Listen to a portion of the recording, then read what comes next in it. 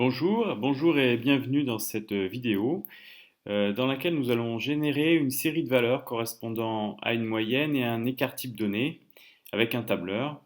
Donc c'est quelque chose d'intéressant, notamment pour faire des exercices sur un thème qui est souvent le thème de l'écart type.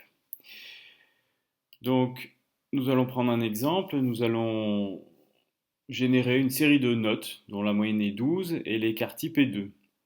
Pour cela, on va utiliser les fonctions du tableur, donc trois fonctions. La fonction arrondi qui va arrondir les valeurs données avec un nombre de chiffres indiqués après la virgule. Donc dans notre cas, on prendra 0 puisqu'on veut des valeurs entières. On utilisera la fonction aléa pour que les nombres soient générés aléatoirement.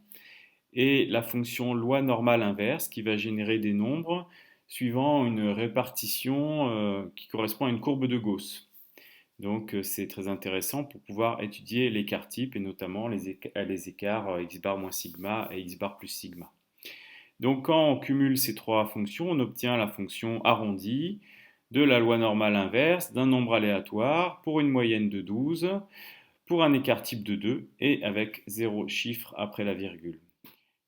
Voilà, je suis maintenant sur le tableur, j'ai choisi le tableur d'OpenOffice. Donc ici, dans la cellule A1, je vais taper la formule.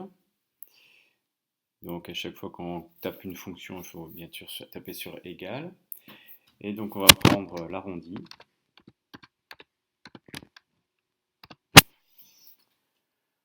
Puis la fonction sur la loi normale.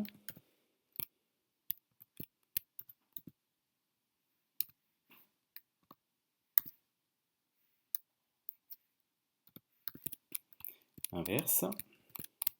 Voilà, qui permet de générer donc une série de nombres suivant une répartition sur une courbe de Gauss.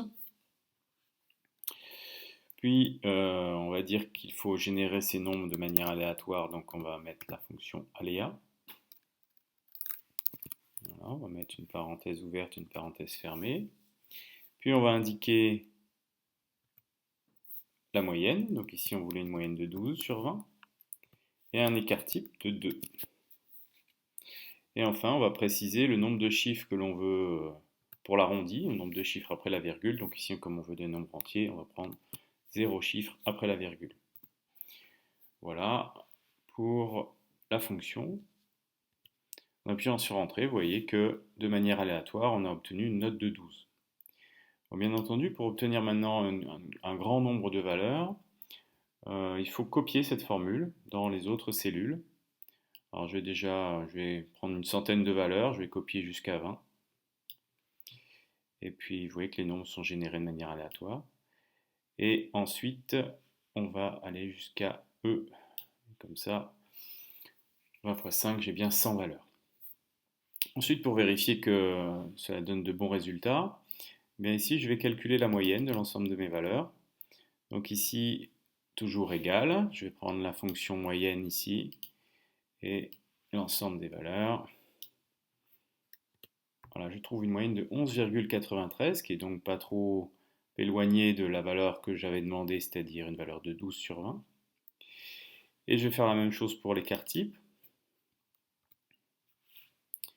Et donc, je vais prendre la fonction écart type.